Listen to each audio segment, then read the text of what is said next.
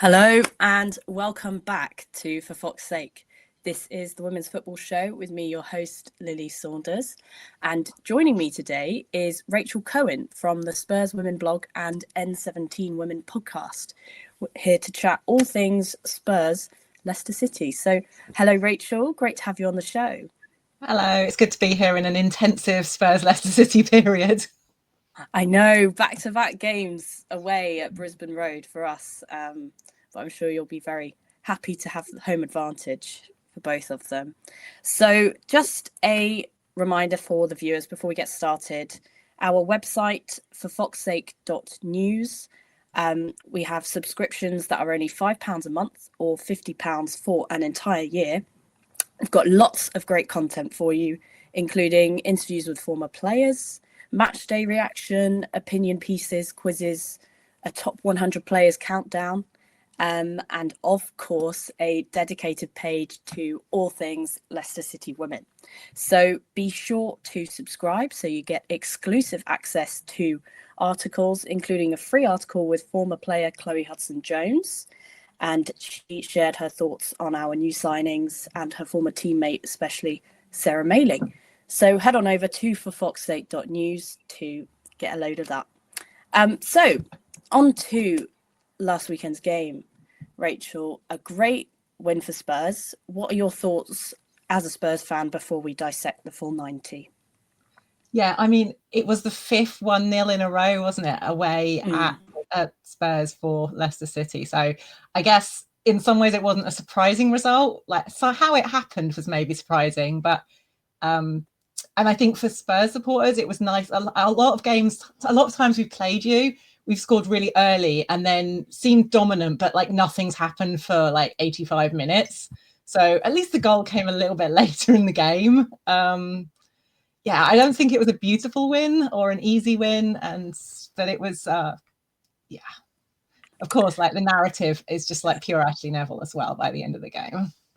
I know, and every time I've searched Ashley Neville's name into Google for my article research, it's come up with own goal for former Spurs player Ashley Neville against her own team, and you've got a feel for her in a sense that that's the only thing that kind of denotes her debut. But I agree, and I think it was another close game. It always is close. It's always a little bit feisty.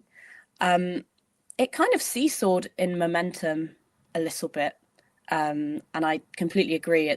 I think Leicester were trying to get over that mental hurdle of not losing 1-0 again.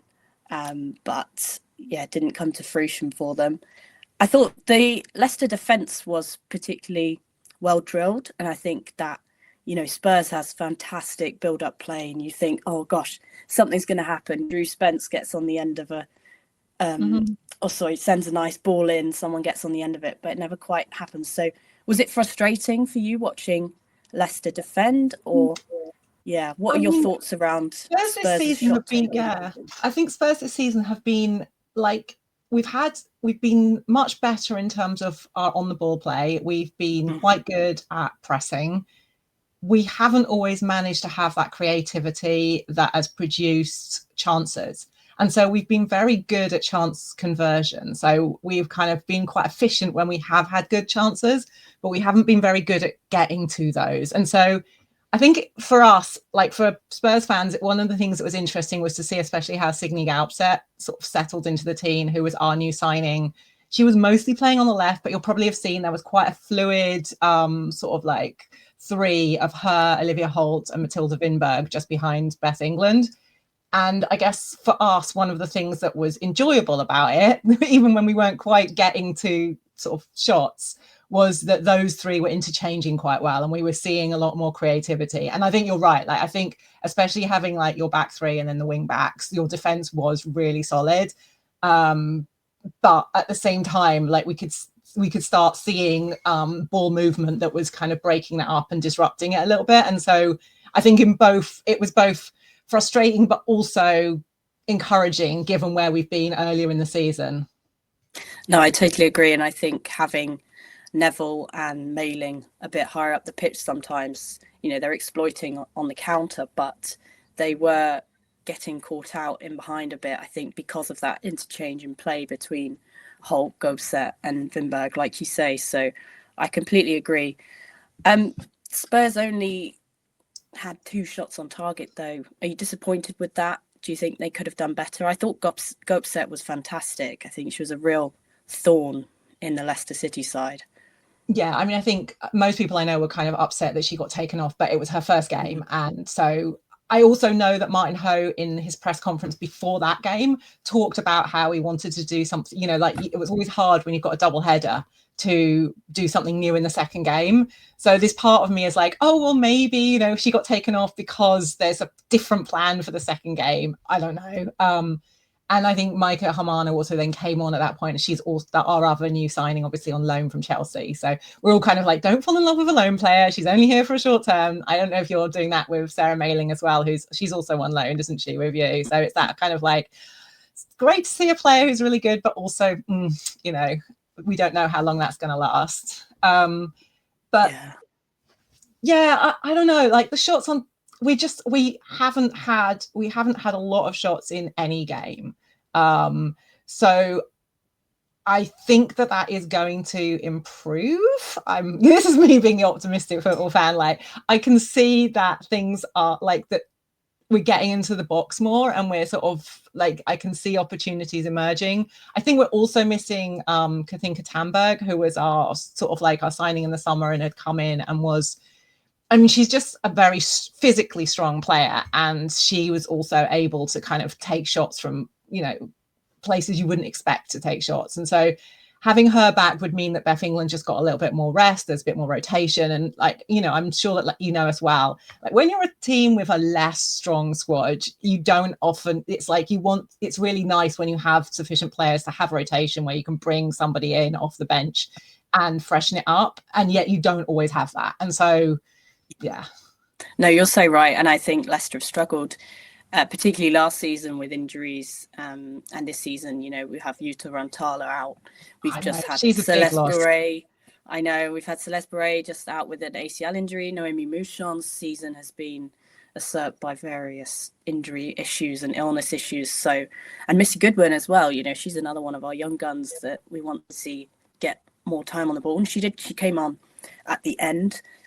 But I agree. And I think, you know, Tamberg, she's very physically strong, kind of offers something different for Spurs. And so you'll be eager to kind of get her back. And yeah, I think Naomi Mouchon gave your back line a real test at the end of the game. So when we're talking about potentially, you know, how can both teams kind of change it for next weekend? I mean, we'll discuss this a bit later, but I think seeing Mouchon start might perhaps give City a bit of an edge. Yeah, I thought Mouchon was really good. Yeah. And I think one of the things, and it, like you were speaking earlier about sort of Ashley Neville and Sarah Mailing pushing up and that leaving Leicester exposed. I think the way that Martin Ho has set up Spurs means that the fullbacks are often exposed, and he often does it slightly lopsided. So it'll be like Amanda Nilden will go up and Evelina Summanen will drop into the back four for a little while or something. But it doesn't always work. You know, it's not always that. And there are times when both of the fullbacks are pushed forward a bit, and none of our backline is that fast. So they like some of them have really great positioning, some of them are like really good on the ball, but it does mean that we are exposed, especially by attacking wingers. Like so, we had kind of a pretty torrid time against Man United when we had, you know, Mallard and Rolfo down the wing. And, you know, one of the things that Leicester really impressed me with is the sort of the counter and the, you know, and that's definitely, I can see potential. And you've actually been playing like that definitely last season as well. And so I can imagine that being a space in which, we are weak. Yeah. Well, let's talk about Ashley Neville then, because she was one of the kind of key orchestrators for City in terms of that counter-attacking press, both her and Sarah Mailing. It was Neville's first start of the season, so obviously she hadn't been having that playing time at Spurs. Do you think this has been a good move for her, and what do you think we can expect from her as a player? So it wasn't her first. I think there must be. Oh, was it? No. She started like literally at the start of the season. She had some minor injury, and Josephine Rybrink was starting. But as soon as she came back, I think she came on. I think it was against Leicester. She came on. That was her first substitute appearance, I'm guessing, I think, at Leicester away earlier in the season. And after that, she's been a starter for Spurs. Except for one game where she was replaced by Josephine Rybrink, and I'm not exactly sure why. So she has been starting like absolutely pretty much every game. Yeah. So she isn't. So yeah, that. I mean, I love Ashley Neville, so and she definitely isn't a player who, I mean, and I think also like having her play with a back three inside her is just going to give her that freedom that will allow her, because we saw that, I think it was in about the 10th minute or something, she just like suddenly like was like on the ball and she went up the pitch, and I can't even remember exactly what happened. There were two phases to it. The first bit was like she drove sort of like most of the way up the pitch, and then there was a little bit of interchange. Leicester lost the ball, she won it back, and that was when her through ball was overhit. And this bit of me was like a Spurs fan going, oh, she did that on purpose. She didn't want to like be responsible for the first Leicester City goal, but I'm sure she didn't. And what it did show is just her ability to absolutely just like that kind of transform a game. And I think if she's in a team where she feels like she's got the manager's confidence and she's allowed to be creative because of the way you set up, she has so much, you're going to have so much fun watching her. So brilliant, fantastic. Well, I agree. She had a bit of a go at goal, we'll call it that. It was quite wide, but it reminded me of goal of the month. Do you remember this? The 40-yard one, yeah. And I think didn't that come from Asmita El throw? Like, I think that Asmita El did the throw in for that one as well. So I think it was like a double Leicester. Yeah, and she drove up the pitch once again, and I think decided, this time I'm not going to, play a great through ball. I'm just going to go for goal. Scored from 35 yards out, top left corner. It was a fantastic goal. I remember seeing it on the, goals of 2022 highlight for the WSL. But no, it's brilliant, and that she's also, and I don't know if you remember. Sorry, it just suddenly occurred to me. No, carry on. He is a player who Leicester fans have booed in the past as well, which I think is also says something. Like, I think it started about 3 seasons ago. She had one of those quite again. She goes in for a tackle. She had one of those games. And I just remember her being booed and her turning around and like smiling at the Leicester City supporters and then like carrying on. And I think, and so the last 2 games she's also been booed, which I think it's actually a really good. I mean, how many players in WSL like are at the level where they get booed? It's I agree, and you see, like so Katie McCabe gets booed as well, and I really like that. I like that in that players in the BWSL can be really tough tackling and do go in for it, and you don't see all of that rolling all around on the floor stuff that you sometimes get in the men's side. So I think that's one of her biggest assets. She did get her first shiny yellow card for Leicester, so that's one thing that she'll have to watch out for. But no, and she's so quick still, for a player that's experienced. Like, she's so rapid, and if she goes forward, she knows that she can still cover behind her. And I think that's something, you see that fight in her, you see that will to get back and to make a last ditch tackle, and most of the time she's really successful in that. So I think she'll be such a good signing for Leicester, and I think I'm sure you'll agree. So and I don't think it's like she isn't the fastest player, but what she is I think she's very, like you say, she will go back, she'll make those tackles. And she's a player who, she makes a mistake, like even in this game, like some players, if you scored an own goal in your debut, you would just be like in pieces. And that is not the player she is. She's just like, okay, let's get on with it, keep playing. And she never gets ruffled, whether it's just by losing out in a challenge or if it's by something much bigger going wrong. She will just keep playing and it doesn't change. And I think that is really impressive. And it's the speed of, it's just like it's seeing what's happening on the pitch. And so there was an interception she made, I noticed on the weekend, and it was just like she knew where the ball was going, and so she could jump into that interception, make that interception. And she finishes season after season with like the most tackles won, sometimes the most interceptions in the WSL, and like that she's been doing that year after year as a player who didn't come through any kind of professional background. That's the other thing about her, is she was like, she only went professional at like 24, 25, which is, most other players now have done that for like, 6 years by that point. And I think that's kind of why I think she's still more fun to watch, is because in some ways she didn't get it all trained out of her. So she still does the things that, like, if you were going to train a player to be in a particular position, you maybe would tell them not to do. But she doesn't. Cutting inside. She cut into the midfield. Yeah. She does, she'll play back, she'll like backhill the ball in a game. There's like games where she'll dink it over a player, and it doesn't always work, but when it does, you're like sitting there, and even if it's, you know, a crappy game, you're kind of like, oh well, that gave me a bit of joy. And like, it's so rare to have those players who give you joy. So I know I'm like waxing very lyrical. No, but I think it's important. And you know, that 2022 era, people thought that she was hard done by not getting called up for the Lionesses. And I know that you'd written on your blog, or people have written on your blog about that. And yeah, what were your thoughts on that? Do you think she's still maybe could be in contention? Maybe not with the caliber that's on the team right now, but you know, I mean, I think she'd have to have one of those like standout seasons. And quite honestly, I do think, like, you know, Spurs new right back who had out with an ACL for the last like 9 months, Ella Morris, is probably like England's right back in waiting. She is amazing as well. So, you know, but I can imagine Ash having an amazing half season at Leicester, and people saying again, like, why isn't she in the England squad? And she just won't be. Like, I think she doesn't fit in so many ways. And I think, you know, it's this weird thing as well about, and I don't think it's a bias exactly, like, it's easier to work with players who've gone up through the whole Lionesses like system, who've been in the youth teams, who've gone up, they understand what's expected, they're kind of like, they can know how to fit into these international squads.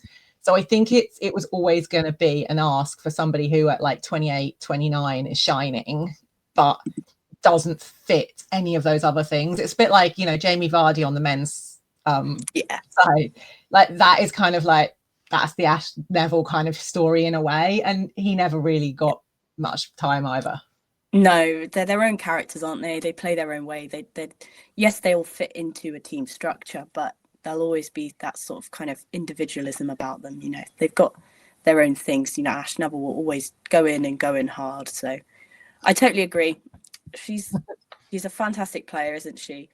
And I think we both could talk for another 15 minutes about her, couldn't we? Let's talk a little bit about your projects then, Rachel. Let's talk about your blog and your podcast, and sort of what sparked you to get started. When did you get started? Tell us the story. So I started the blog in, when was it, like the start of 2022, I guess. And it was mostly just at that time I wanted to read stuff about Spurs women and I couldn't find anything, partly because, I mean, it's still mostly the case, although it has got a lot better now. But it used to be that if you were supporting a women's team outside of the sort of big four, it was rarely going to get any coverage on any of the kind of mainstream women's football outlets, which were kind of focused on the title race. And then they would sometimes go, oh, and Spurs played Leicester, sort of like aside.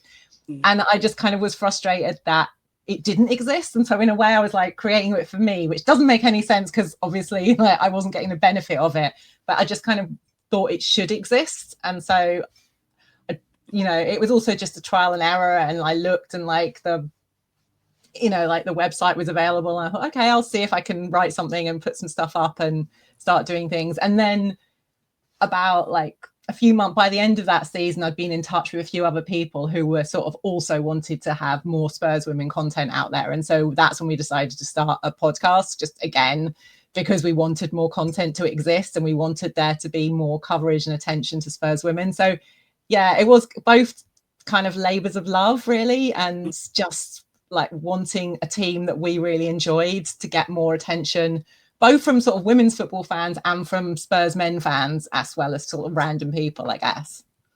No, totally. And I think that's definitely a reason why we started the women's football show here on For Fox's Sake, is that it didn't exist.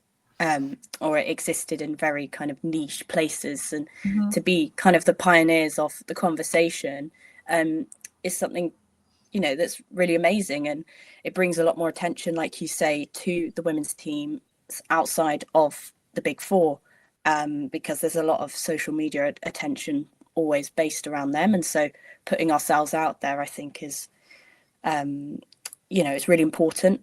And I feel like it gives the teams a little bit more of a boost as well. Maybe we don't know what happens behind the scenes, but I'm sure that having your support, if the players ever look up and they see, we've got all these great fans, we've got our own kind of fan community that's outside of your BBC Sport, your ITV News articles. And I think, that's so important. And it's been so fantastic to see the growth of these kinds of podcasts, particularly after the 2022 Euros. And I suppose you preempted that success starting at the beginning of 2022, but how fun was it to kind of grow your site and your podcast post that kind of boom of women's football? Yeah, I think it's like one of the things as well is, I don't know how you found that in terms of Leicester, but the boom didn't quite affect Spurs as much as it did, again, some of the big four teams, because we didn't have England the players, Lionesses.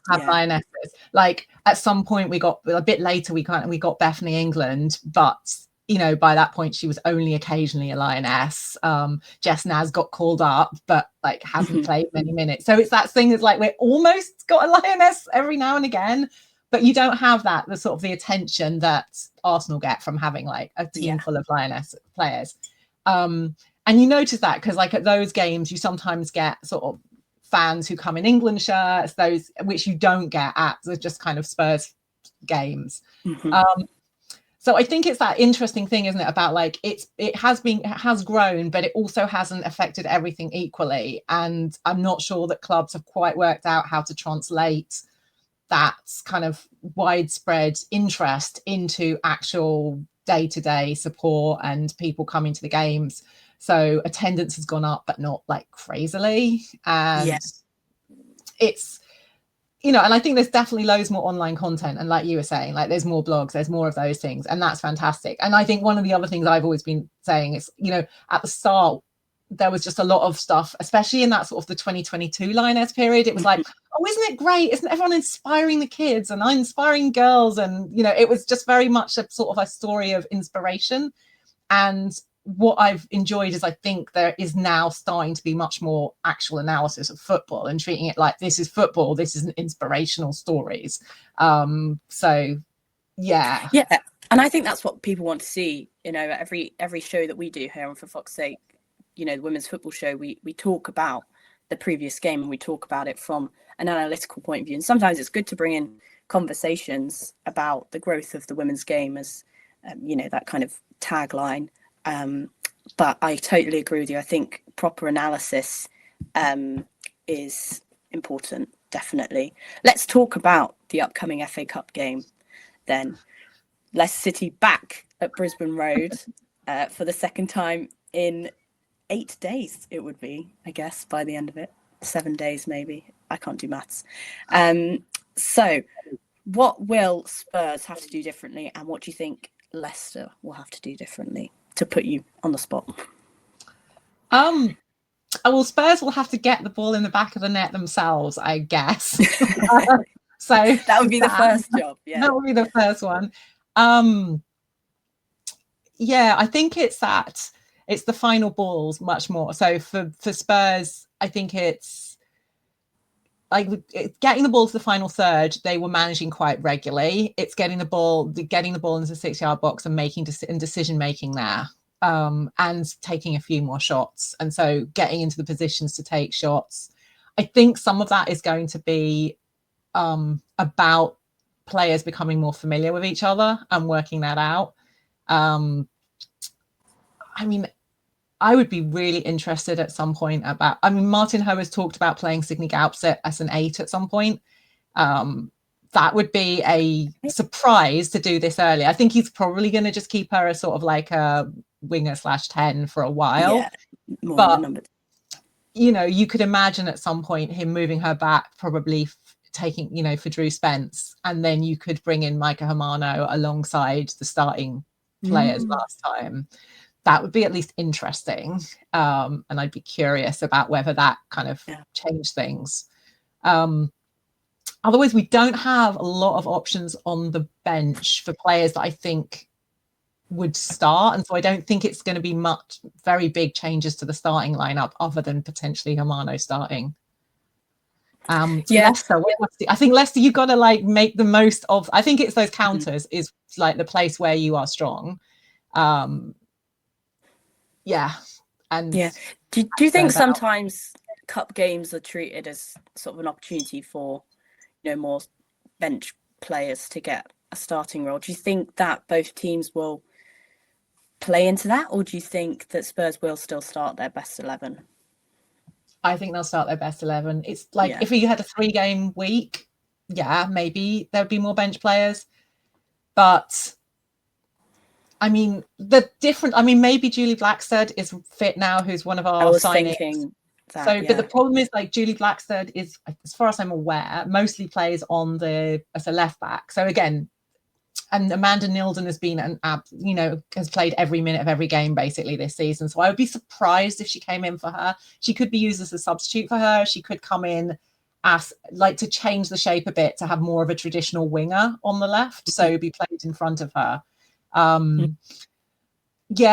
otherwise there are not a lot of players who I can imagine kind of starts coming in. And I think Martin Ho, and I don't know if the same is true at Leicester, has been very clear that like every game matters at this point. I mean, if we win this game, we get an extra game, otherwise the season's quite short, isn't it? Like, we're down to 10 games after this. Yeah, it's important for continuity reasons as well. And, Spurs as well as Leicester have new players, and Martin's trying to implement a new system. Same with Rick Passmore. He's trying to create a legacy, as he's talked about, trying to create identity at Leicester. So the more games there are, the more opportunity there is for that to be implemented. I guess from a Leicester point of view, like I said earlier, I'd love to see Naomi Mouchon start. I think she caused a lot of problems for your centre backs. I think her physicality she overpowered regularly in the 20 minutes that she played. She got through, and she was unlucky not to score. I think her shots were a little bit weak, but hopefully she's got the shooting power in her come this weekend. And I'd like to see her start maybe over Shannon O'Brien, although Shannon O'Brien was used on the wing, so having them both on the pitch would be important, I guess. But I don't think Shannon O'Brien's really offered enough consistency, despite being Leicester's top scorer this season with 5 or 6 goals. She's only got 3 league goals in over half the season now. So I think get Naomi back on the pitch, get her to cause trouble for your back line. And perhaps our new signing, Emma Janssen, might start in midfield. Maybe Rick Passmore will give Liv McLaughlin a bit of a rest, maybe bring her on from the bench. Liv McLaughlin's been tireless in our midfield. I think she's been central to orchestrating that kind of defensively conservative identity that Leicester have, it kind of shown as they've played. So that would be ideal for me, but my key hope is that Naomi Mouchon starts in that striker role.